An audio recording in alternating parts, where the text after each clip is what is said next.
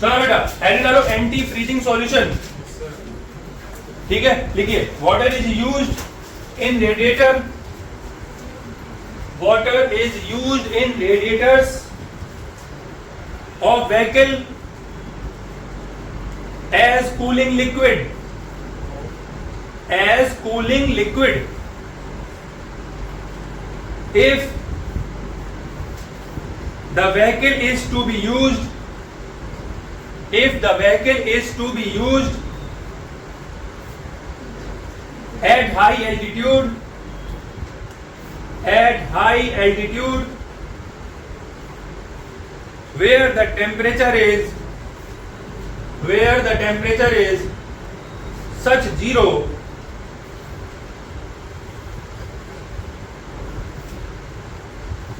Temperature is such नहीं, मतलब वो लिखो सब्जेक्टेड टू जीरो या फिर नियर अबाउट टू जीरो लिखो। Where the temperature is near about to zero, water would freeze, water would freeze, water would freeze in radiator, in radiator to avoid this difficulty, to avoid this difficulty a solution of ethylene glycol, a solution of ethylene glycol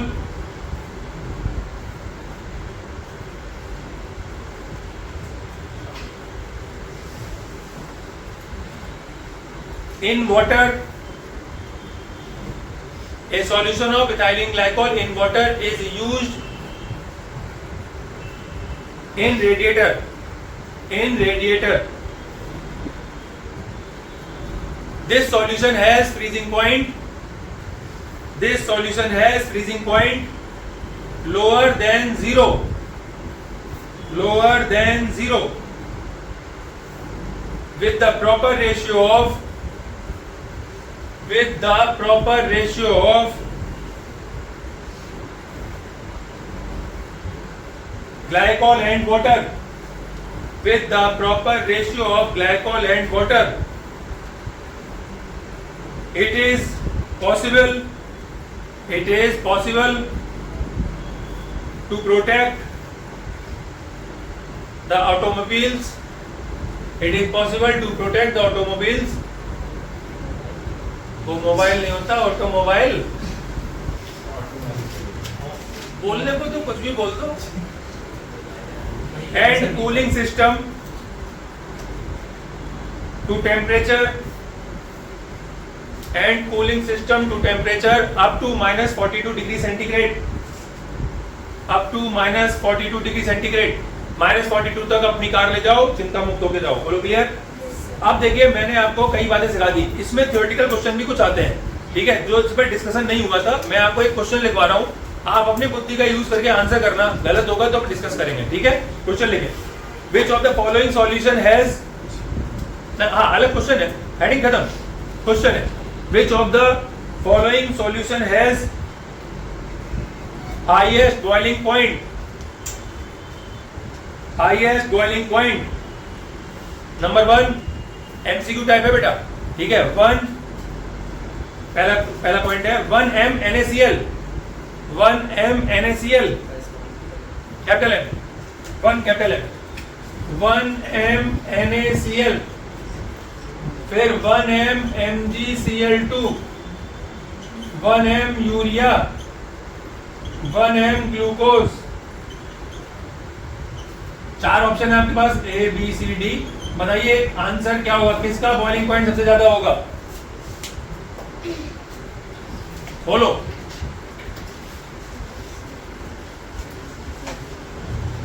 बताओ भाई किसका boiling point ज्यादा होगा? Reason बताइए, glucose बोल रहे हो ना, रीजन बताइए।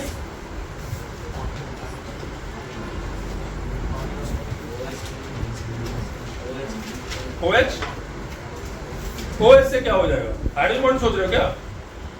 गलत, नहीं नहीं, ग्लूकोज आंसर भी नहीं, NaCl नहीं। क्यों सोचा, क्यों नहीं? कॉन्सेप्ट क्या लगाया? जैसे इन्होंने हाइड्रोजन बॉन्डिंग कॉन्सेप्ट लगाया, ब्रांचिंग करेंगे हम NaCl तो वो कम हो जाएगा, तो अगर ब्रांचिंग कम हो तो बॉइलिंग पॉइंट ज़्यादा होगा। नहीं, देखिए मैं समझाता हूँ। जो उसने क्या पूछा है, highest boiling point. Boiling point एक कैसी प्रॉपर्टी है, कॉलिगेटेड प्रॉपर्टी है। बोलो हाँ है ना, elevation in the boiling point colligative. भाई आप इनको मिलाओगे तो बॉइलिंग पॉइंट एलिवेट कर रहा है ना पानी का। वैसे तो पानी 100 था ना, पानी में तुमने ग्लूकोज डाला, यूरिया डाला, ये डाला, वो डाला, पानी के बॉइलिंग पॉइंट में चेंज आया है, बढ़ रहा है। तो ये क्या है, elevation in the boiling point colligative property में आ गया। बोलो हाँ है ना, यही लास्ट टॉपिक में से आ रहा है। और कॉलिगेटिव प्रॉपर्टी किस पे डिपेंड करती है, नंबर्स पे डिपेंड करती है। बोलो हाँ है ना। तो सबसे ज्यादा नंबर किसका है, MgCl2। नंबर का मतलब होता है जैसे NaCl will dissociate into the two parts Na plus Cl, MgCl dissociate करेगा, एक Mg 2 Cl मतलब 3 पार्ट। यूरिया डिसॉल्व होगा, डिसोसिएट नहीं करेगा, ग्लूकोज डिसॉल्व होगा, डिसोसिएट नहीं करेगा। ये इनके मतलब एक एक रहेंगे, एक एक। बात क्लियर हो गई ना। इसलिए ये है मेरा आंसर। 1 मार्कर में क्वेश्चन पूछ लिए जाते हैं, इतने आसान होते हैं, समझ आया। जिसकी आई की वैल्यू ज्यादा होती है वो, तो आप आंसर लिखे बी और उसका रीजन भी लिख लें। आंसर लिखे 1m MgCl2 because it has largest number of particles, because it has largest number of particles and urea and because it has largest number of particles as compared to urea and glucose। नहीं ऐसे मत लिखो, it has the largest number of particles, full stop लगाओ, अलग line पे लिखो urea and glucose cannot be broken into the particles, urea and glucose cannot be broken into the particle। ठीक है, तो उनका 1-1 हो जाएगा। and NaCl has 2 particles, and NaCl has 2 particles, मतलब 2 चीजों में टूट जाएगा, 2 आयंस में टूट जाएगा। अभी क्लियर हो गया सभी को, हाँ या ना? Yes sir. कोई कंफ्यूजन? सो गए हो क्या, बोलते नहीं हो? एक यस सर, नो सर, पता ही नहीं है क्या बोलना है। अगला क्वेश्चन बोल रहा हूं, बिल्कुल सेम टाइप का है। ठीक है भाई, पूरी क्लास का सही हुआ, चाउमीन खिलाऊंगा सबको। चाउमीन तो खिलाई जाती है, पीने का होता है क्या? हाँ चाउमीन, चाउमीन खाई नहीं जाती। अच्छा और क्या कहते हैं, नूडल्स बोल। अरे चाउमीन ही होता है। चलो सवाल तो सही हो जाए पहले, क्वेश्चन लिखो। अच्छा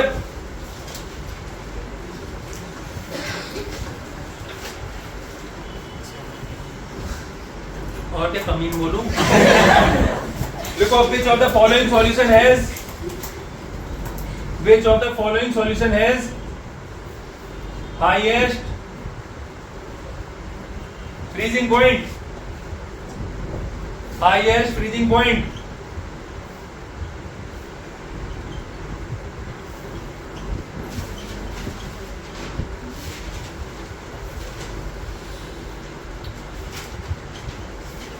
ये लीजिए, हाईएस्ट फ्रीजिंग पॉइंट किसका होगा? आपके पास 4 ऑप्शन है, बताइए और रीजन जरूर दीजिएगा, सबको लिखना है।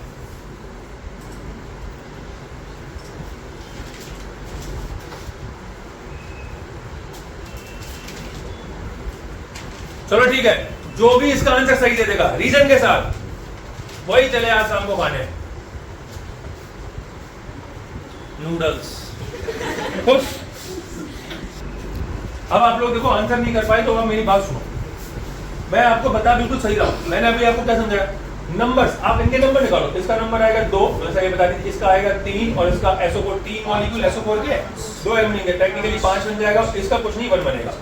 ठीक है, जैसे जैसे नंबर्स बढ़ेंगे वो कॉलिगेटिव प्रॉपर्टी की वैल्यू क्या हो जाएगी, बढ़ जाएगी। कॉलिगेटिव नंबर पे डिपेंड करती है।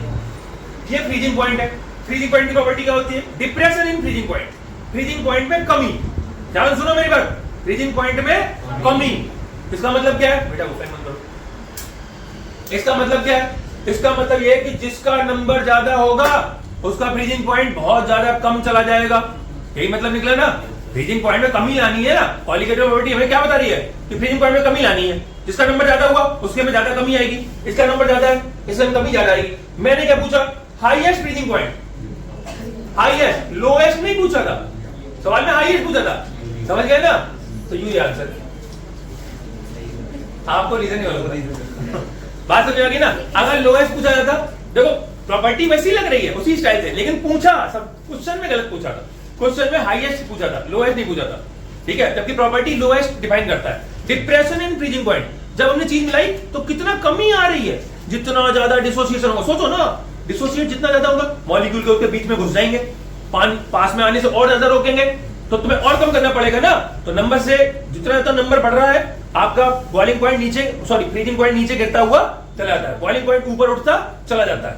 बात समझ आ गई ना। तो अब आपको ये सब वो भी पढ़ना है कि पूछा क्या गया। इसने पूछा था फ्रीजिंग पॉइंट, लेकिन लो नहीं पूछा, हाई पूछा, हाई, समझ गए ना। तो क्या हम निकालते हैं फ्रीजिंग पॉइंट लो के फॉर्म में। लास्ट बार बोल रहा हूं, समझ लेना। अगर नंबर्स बढ़ रहे हैं, जैसे इसमें नंबर्स बढ़ रहे हैं, तो फ्रीजिंग पॉइंट ऊपर की तरफ बढ़ेगा, जैसे जैसे नंबर बढ़ेंगे फ्रीजिंग पॉइंट बढ़ता जाएगा, सॉरी बॉइलिंग पॉइंट बढ़ता जाएगा, है ना, और फ्रीजिंग पॉइंट घटता जाएगा। बात समझ आ गई ना।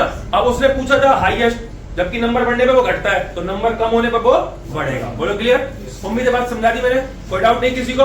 ठीक है, एक क्वेश्चन बताना, जो पिछला वाला सवाल अभी लिखा था हमने NaCl MgCl2 वाला, बताओ उसमें लोएस्ट फ्रीजिंग पॉइंट किसका होगा?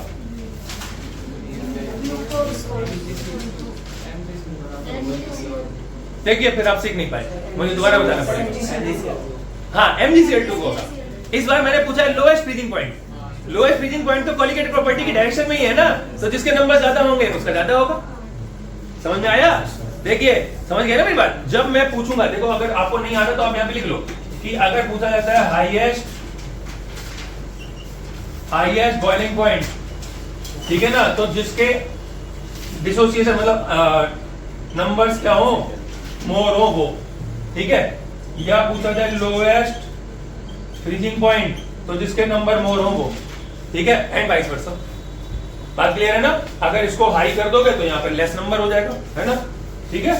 हाँ है ना, नंबर मोर या नंबर हाई तो अच्छा लगेगा, मोर ही लिखा दो, है ना। और अगर यहाँ पर हाई कर दोगे तो ये लेस हो जाएगा, और अगर यहाँ पर लो कर दोगे तो वो लेस हो जाएगा। अभी कंफ्यूजन तो नहीं है, साफ सा लिख दिया बोलो, क्लियर है ना? चलिए ठीक है, अब तो आप कर ही लोगे। तो एक क्वेश्चन और लिखो। अब देखो ये क्वेश्चन करवाने में समय लगेगा ना, इसलिए जल्दी नहीं हो सकता। अब मैं छोड़ देता हूं तो ये टॉपिक निकल जाता ना। अब मैं अगले 2 क्वेश्चन बताऊंगा, आना तो वो भी नहीं है। देखो इसका आंसर लिख लो भाई, इसका आंसर लिख लो पहले 0.1 m यूरिया, 0.1 m यूरिया, और ब्रैकेट में लिख लो reason, it can not be broken into the ions, it can not be broken into the ions, and it does not follow colligative property, and it does not follow colligative property.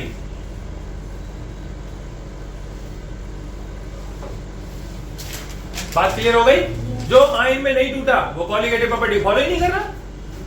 चलो अगला question इसी style का, which of the following solution has, अब तो कर ही लोगे, which of the following solution has lowest freezing point? lowest पूछा बेटा, lowest, ठीक है। 0.1 m K2SO4, 0.1 m urea, 0.1 m NaCl, 0.1 m glucose.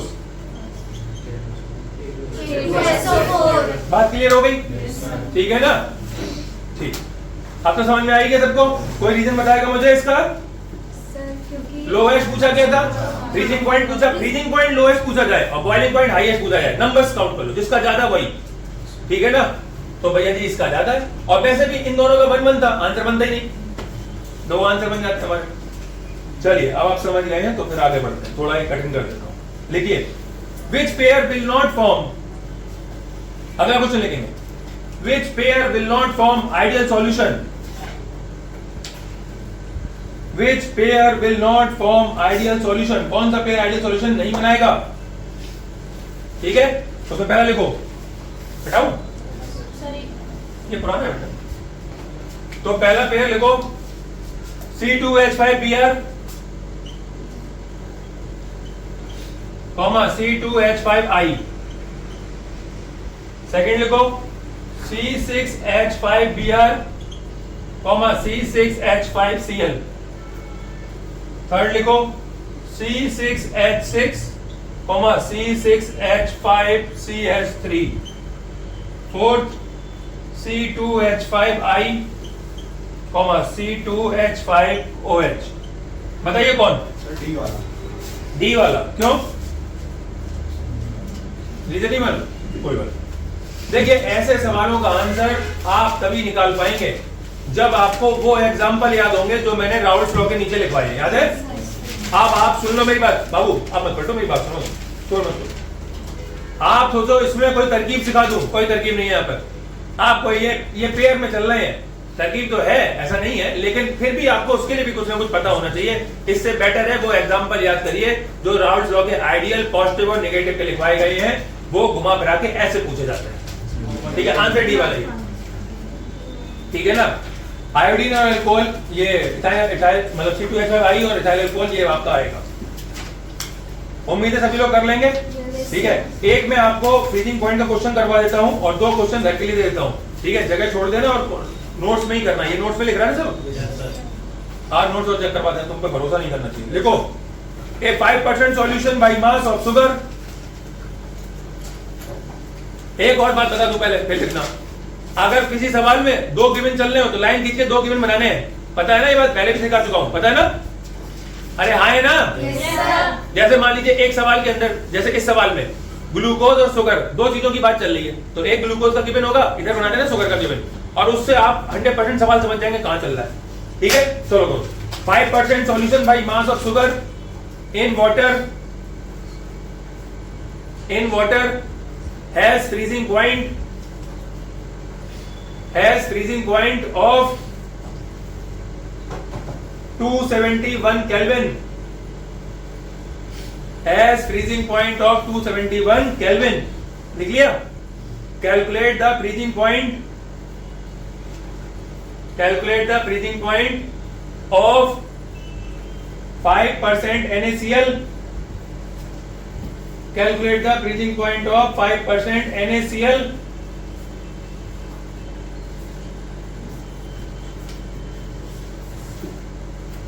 NaCl नहीं, ग्लूकोज कर दो। 5% glucose in water, 5% glucose in water. A freezing point of pure water is 273.15 Kelvin। 273.15 kelvin. ठीक है भाई, चलो स्टार्ट करो फटाफट। गिवन लिखिए सभी लोग। क्या छूट गया बेटा? 273.15 केल्विन। गिवन लिख लो, तो लगेगी ही लगेगी। और इस बात को बिल्कुल टाइट रखना दिमाग में, संडे को कॉपी चेक करने के बाद ही एंट्री होगी। आइए अब देखते हैं, छोड़ो उसको। देखिए WB आपको 5% दिया था। 5% मतलब 5 ग्राम हो गया, सीधा सीधा 5 ग्राम हो गया। MB चूंकि ये ग्लूकोज का चल रहा था, ग्लूकोज का 180 हो गया।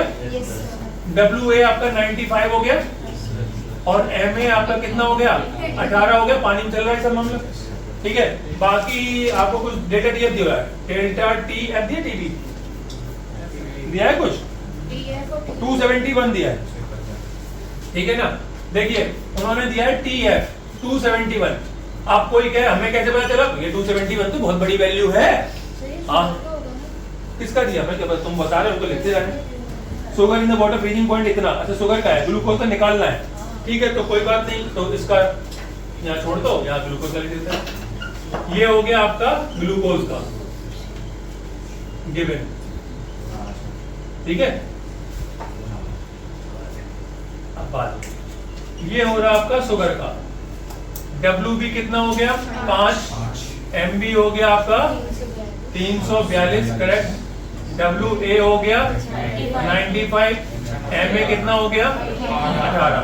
डेल्टा TF आपको फाइंड करना है, जो कि गिवन नहीं है, तो फॉर्मूला होता है T0F माइनस TF। जानते हैं आप अभी लोग? T0F 0 होता है, 0 है ना। केल्विन में बदलेंगे तो कितना हो जाएगा? 273.15। बोलो हाँ है ना। फ्रीजिंग यार, फ्रीजिंग तो 0 पे ही होती है। 0 को केल्विन में, तो केल्विन में क्यों बदला? केल्विन में इसलिए बदला क्योंकि आपका TF दिया गया था। यहाँ पे मुझे TF गिवन है, लिखा नहीं मैंने, थोड़ा यहाँ लिख देता हूँ।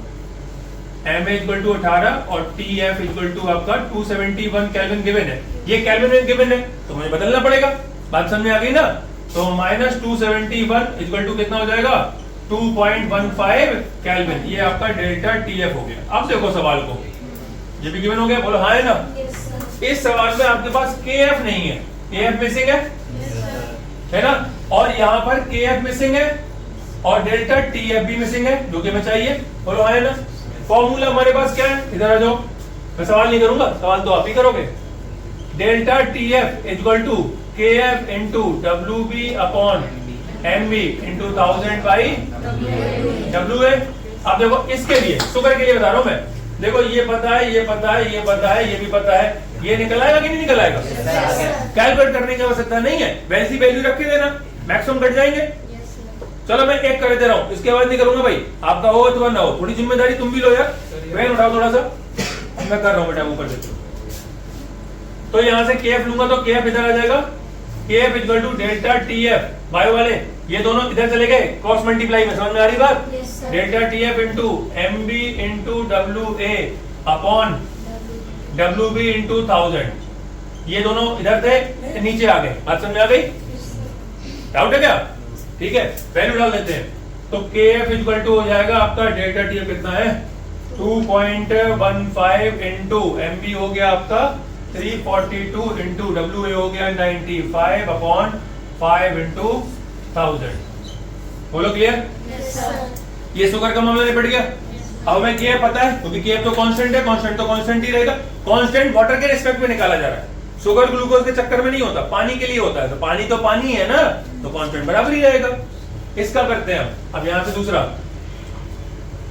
फिर से लगाएंगे, delta TF equal to, formula में पता ही है, यही वाला फॉर्मूला है, बोलो हाँ है ना। नोट मत करो बेटा, ऊपर देखो Aditi, 2.15 into 342 into 95 upon 5 into 1000, ये मैंने क्या लिखा? केएफ, ठीक है ना, समझ गए ना? थोड़ा शॉर्टकट कर रहा हूं मैं, इसके लिए मैं फॉर्मूला लगा रहा था, बताओ तो यहां लिख दूं, समझ में आ रहा है ना? चलो तुम लोग यार गधा हो, यही लिख देता हूं। ये इसका डेटा है, इसका ये रहा, देखना इसमें आ रहा कि बाहर निकल गया। Delta TF equal to KF into W B upon M B into 1000 upon W A, clear है? केएफ वहां से उठाया मैंने, यहां रख दिया, 2.15 इंटू 342 इंटू 95 अपॉन 5 इंटू 1000, ठीक है। मैं बार बार कहता हूं, हमेशा कहता हूं, फिर से कह रहा हूं, केएफ पूछा नहीं गया, उसे कैलकुलेट नहीं करना। अब तुम कहोगे बाद में बड़ा हो जाएगा, बड़ा कैसे हो जाएगा? जो कैलकुलेशन वही थी वो लास्ट में आके वही रहेगी, कटेगा नहीं कटेगा, कैलकुलेशन तो उतनी है ना। अब देखो यहाँ पे डब्ल्यू बी रखो, डब्ल्यू बी कितना है यहाँ पर 5, ऊपर का 1000, ठीक है, ये दोनों अपॉन एम बी कितना है 180 इंटू ये कितना है 95 से क्या 5 और 1000 इससे गए, क्या बचा 2.15 इंटू 342 अपॉन 180, ठीक है। 18 को अलग कर लो, 2 से काट दो, 90 ये हो गया, 2 से ये काट दो, तुम्हारा कितना हो गया 2 एकम 2 171। अब तो 3 से कट जाएगा, 3 से नहीं, 3 से नहीं कटेगा, आप नहीं कटेगा सर 9 से ये कट रहा। अच्छा तो काट लो फिर 9 एकम 9 19, हाँ 19, ठीक है, और नीचे कर दो 10, सही है कि नहीं, है ना।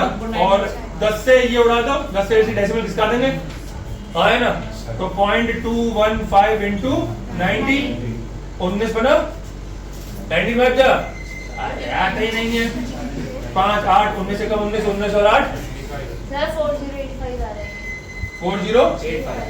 4085।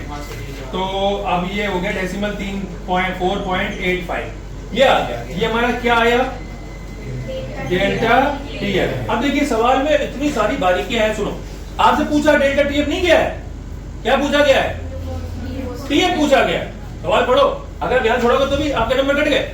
अब आपको यहां से थोड़ा और आगे बढ़ाना है, और तुम अपनी गलती देखो, डेल्टा टीएफ इक्वल टू होता है T naught F minus TF होता है, बोलो आए ना, हमें ये निकालना है, तो हमें इसको यहां ले जाना चाहिए था और इसको यहां लाना चाहिए था। हाँ तो देखिए फिर वही कैसे किया, TF equal to T naught F minus delta TF होगा, बोलो हाँ है ना, ठीक है। अब ये कितना होता है 273.15 माइनस ये कितना हो गया 4.085, करेक्ट।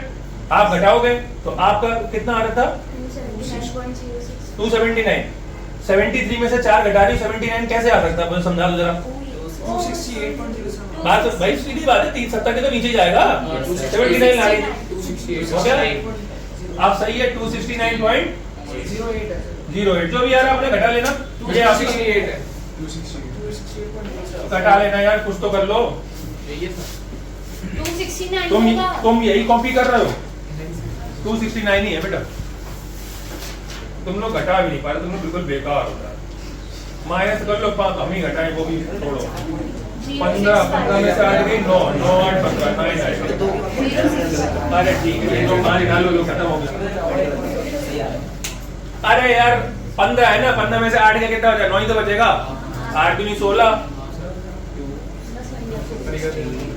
7 बचेगा 7 बचेगा चलो कर लेना अपना घटा लेना जो भी बचेगा 8 7 दूनी 14 1 15 269 पॉइंट समथिंग आ जाएगा अपने घटा लेना इतना तो कर ही लोगे सवाल समझ गए तो दो गिवन वाले सवाल होते हैं उनमें क्या होता है एक गिवन में से हम केयर निकाल के इधर लिख दिया और एक में 2 चीजें मिसिंग होंगी एक में एक चीज मिसिंग होगी एक वाले में से पहले वो निकालो इसमें डालो सॉल्व करो बोलो क्लियर है अभी कोई कंफ्यूजन नहीं है जगह नहीं थी पहले मैंने इसको इधर सॉल्व कर दिया और उसको उधर कर दिया कोई डाउट दिक्कत है तो पूछो देखा कैसे गलत हुआ चलो अब हमें शुगर का दिया था ना 273 टी नॉट एफ 270 ये हाँ शुगर का दिया था इधर पे पुट कर दिया कहाँ पुट कर दिया ये नीचे माइनस ये? इधर इस वाली की बात कर रहे हो ना हाँ यहाँ क्यों पुट कर दिया हाँ पानी की तरफ जमता है 0 पे 0 पे जमता है ना अच्छा घर पे आके पढ़ा नहीं तुमने इसका मतलब चलो कोई बात नहीं बाद में बात करते हैं इस पे पानी 0 पे जमता है और 0 डिग्री सेंटीग्रेड का केल्विन कन्वर्जन क्या होता है 273.15 होता है भाई जी डेल्टा टीएफ किसका फ्रीजिंग पॉइंट है सॉल्वेंट का सॉल्वेंट क्या है वाटर ये किसमें डाला था तुमने डेल्टा टीएफ किसका फ्रीजिंग पॉइंट है पानी का इनसे मतलब ही नहीं था आपका सवाल कुछ भी चल रहा होता बस उसमें पानी पड़ा होता ये वैल्यू तो फिक्स ही रहती वैल्यू इस डेल्टा इसकी और इसकी बदलती है पानी के कॉन्सेप्ट में इसकी वैल्यू तो 0 ही रहेगी ना नहीं है समझ में हमने सुनो हमने बेटा ये यहां से उठा के नहीं डाला है हमने यहां से सिर्फ क्या उठाया केएफ लिया खाली इससे कुछ भी नहीं उठाया डेल्टा टीएफ की वैल्यू तो फ्रीजिंग पॉइंट है फ्रीजिंग तो 273.15 मतलब स्टैंडर्ड है ना वो तो ये आवाज जो आती है ना वो कम नहीं होती चलिए लिखिए 2 एलिमेंट्स क्या नहीं आया बेटा इसका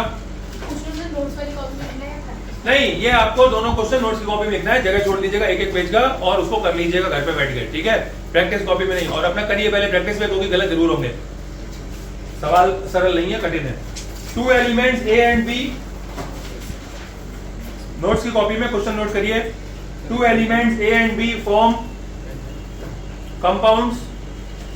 compounds having formula AB2 and नहीं लिख पाई A और B नीचे 2 AB2 and AB4 full stop when dissolved in 20 gram of benzene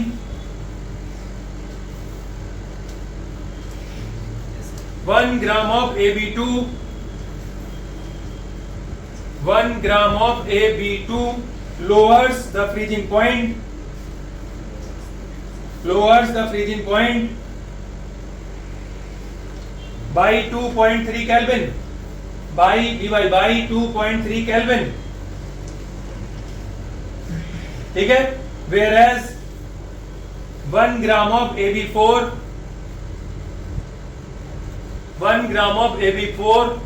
lowers it 1 gram of AB4 lowers it by 1.3 Kelvin by 1.3 Kelvin. Calculate the atomic mass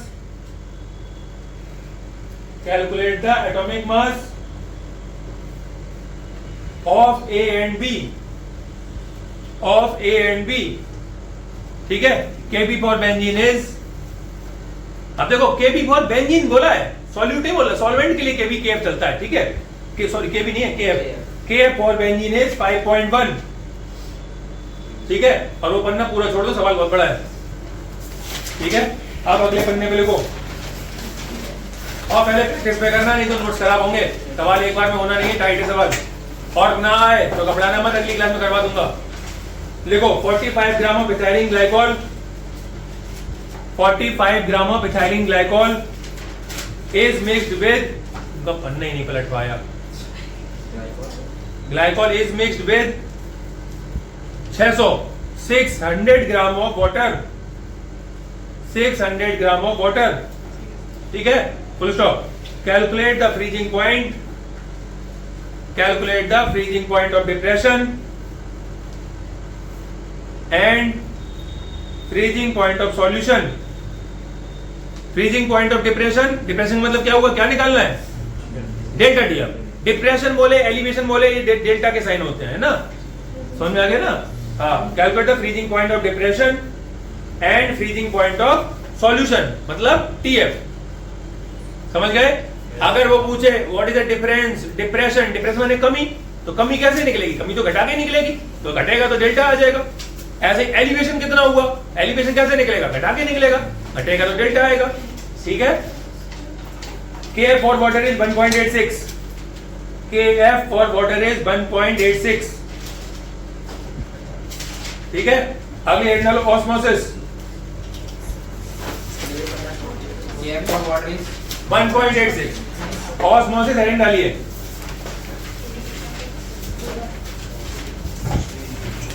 ठीक है, मैंने आपको कल quantum factor तक पढ़ा दिया था ना। हाँ, तो ये ऑस्मोसिस पूरा और लिख लो तो हम क्वांटम फैक्टर तक पहुंच जाएंगे। बस फिर 2 दिन का और, एक ही दिन का, 1.5 दिन का और काम है, काम खत्म। ठीक है, भगवान ने चाहा तो संडे को मैं आपको वो स्टार्ट करवाऊंगा ऑर्गेनिक, और आज दिन कौन सा है, आज फ्राइडे है। हाँ, तो मंडे और वेडनेसडे तक मैं ये भी खत्म कर दूंगा, ऑर्गेनिक का भी पोर्शन मैक्सिमम खत्म कर दूंगा। इस वीक के लास्ट तक मैं लगभग पूरा दोनों चैप्टर निपटा लूंगा, आपके पेपर से पहले हो जाएंगे। ठीक है, और समय बच गया तो तुरंत मैं आपको ऑर्गेनिक की पहले प्रैक्टिस करवा दूंगा, जिससे ऑर्गेनिक के सारे पढ़े, क्योंकि ऑर्गेनिक आपको आती भी है, मैंने कई बार पढ़ा भी रखी है। पढ़ाते समय मैं पूरी बात समझाता हुआ चलूंगा और फटाक से प्रैक्टिस करवा दूंगा। रीजनिंग क्वेश्चन रह जाएगा क्योंकि उसके प्रैक्टिस में बहुत समय लगेगा, वो तो थोड़ा टाइम लगेगा, तो तुम्हारा सिर्फ एक ही क्वेश्चन डाउट में आएगा और फिर इसकी करवा दूंगा, वो काम करता हूँ। 25 तक खींच दूंगा, चाहे संडे 2 दिन 3 4 5 घंटे पढ़ाना पड़े, कर दूंगा। लेकिन उसके बाद किसी भी दिन, किसी भी महीने में, किसी भी पेपर के दौरान ऐसा नहीं होगा भाई, क्योंकि तेज करने से काम की क्वालिटी खराब होती है। मैं धीमे धीमे चलूंगा, आराम से मुस्कुराते हुए, बात समझ आएगी ना। जल्दी जल्दी करने में ना पूरी सही से समझ नहीं हो पाती। ठीक है, चलिए अगला करते हैं। ऑस्मोसिस, सबको पता है ऑस्मोसिस क्या होता है, पढ़ा रखा था। ठीक है, एक डायग्राम समझिए। ये किडनी खराब हो जाती है तो क्या करते हैं, नहीं डायलिसिस तो करते हैं, उसमें प्रोसेस कौन सी चल रही होती है, osmosis diffusion, osmosis diffusion, electrodialysis, वो सॉरी इलेक्ट्रोऑस्मोसिस। हाँ भाई, कौन है बायो वाले, किडनी तो किसी की भी खराब हो सकती है, इन्हीं की होती है क्या, बताओ। ऑस्मोसिस, डिफ्यूजन नहीं हो सकता। चलिए डिफरेंस बताइए डिफ्यूजन और ऑस्मोसिस में। डिफ्यूजन और ऑस्मोसिस पहले पढ़ाते मैं बता चुका हूं। नहीं, वो मसला नहीं है। ऑस्मोसिस से भी परमेबल मेम्ब्रेन के थ्रू हो रहा होता है। वो क्या रहा होता है उसमें, हाँ अभी सही, ठीक है। एसपीएम लगी हुई है, अगर मेम्ब्रेन लगी हुई है और हाई से लो मूवमेंट हो रहा है तो ऑस्मोसिस।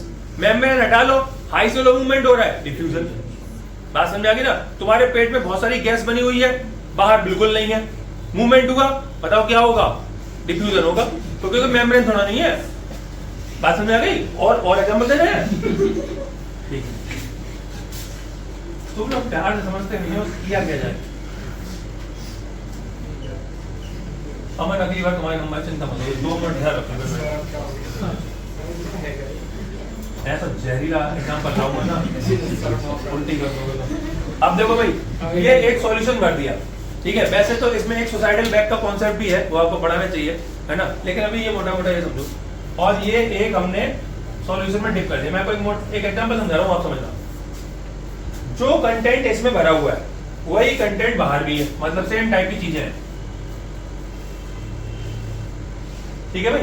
हाँ है ना, इतनी बात क्लियर होगी। और हमें क्या चाहिए, हमें ये चाहिए अच्छा यहां पर हमने एसपीएम लगा रखा है, इतने में क्या लगी हुई है, मेम्ब्रेन लगी हुई है एसपीएम। ठीक है भाई, पहले बात समझ में आ गई? ठीक है, अब मान लीजिए यहां पर शक्कर ज्यादा है, ठीक है ना, समझ गए? जैसे यहाँ पे पानी भरा हुआ है और यहाँ पर शरबत भरा हुआ है, या चाशनी भर दी मैंने, ठीक है, तो अब क्या होगा, बाहर से पानी अंदर की तरफ जाएगा। इसका उल्टा भी समझ सकते हैं। अब ये बात समझ आ गई?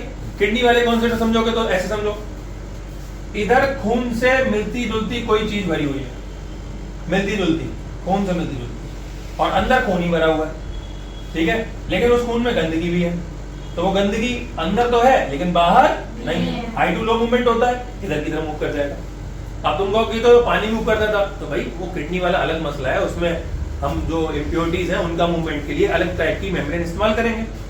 बात समझे? और अरे अगर तुम्हें मान लो तुम्हारी किडनी खराब हो गई तो आरओ से थोड़ा फिल्टर कर लोगे उसका अलग सिस्टम होता है ना, उसमें इलेक्ट्रिसिटी का यूज करके डायलेक्टर लगा के, और वो दुनिया भर का सिस्टम होता है उसमें। तो मुद्दा ये है कि जब भी हाई वाले से, अगर अंदर हाई है और बाहर लो है, तो हाई से लो की तरफ मूवमेंट स्टार्ट हो जाएगा। बस ये बात आपको याद है। और ये जो मैंने अभी लिखा है ये on the behalf of solvent term लिखा हुआ है, ठीक है। सॉल्वेंट जो भी होगा, वैसे सबसे बढ़िया एग्जांपल पानी शक्कर वाला होता है, वो समझो। अंदर चाशनी भरी हुई है या अंदर पानी भरा हुआ है, बाहर चाशनी के उसमें डुबो दिया, ठीक है। अंदर क्या है, पानी, सिर्फ पानी, शक्कर बिल्कुल नहीं, और बाहर चाशनी। तो चाशनी का मतलब क्या हो गया, शक्कर ज्यादा है और पानी कम है, और अंदर पानी है, तो पानी ज्यादा हो गया ना अंदर, तो पानी बाहर निकलेगा। अब तुम इसका उल्टा नहीं कर सकते कि जी तुम ये कहने लगो कि अंदर बाहर की तरफ शक्कर ज्यादा है, अंदर शक्कर नहीं, शक्कर अंदर घुस जाएगी, ये नहीं होगा। सॉल्वेंट मूवमेंट आता है, सॉल्यूट मूवमेंट नहीं आता।